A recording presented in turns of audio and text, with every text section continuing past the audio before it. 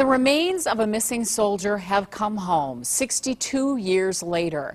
Glenn Gobble died in 1950 at Chosin Reservoir in the Korean War, but he was listed as missing in action. News Channel 5 reporter Shay Harris has more.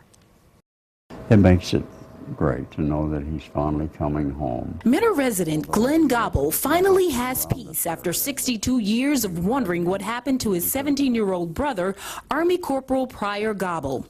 Corporal Gobble was only 17 when he was sent to the Korean War. I was only 13 years old, and of course, at a kid like that, you don't really realize and expect, the real bad things to happen during the war. Shortly after, his parents got this telegram saying Pryor was missing. It was very drastic for all of us, but more drastic for my mother, especially. She had a nervous breakdown, and it did take her a few years to fully recover.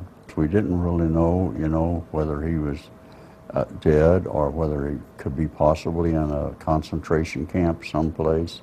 And that was the most fearful thing for us. In 1994, the Korean government released remains of U.S. servicemen missing in action to the United States. Years later, the Army tested Glenn Gobble's blood with his brother's remains. That's how they were able, when they found his remains, that they could identify him through DNA. Gobble says this is a surreal moment in time for him and his family. I'm so pleased to live in a country where we have this opportunity, to show recognition of all of our veterans and the POWs and MIAs that are still out there unaccounted for. We want to give him the honor that he deserves because he sacrificed so much, Said some gave some, but some gave all.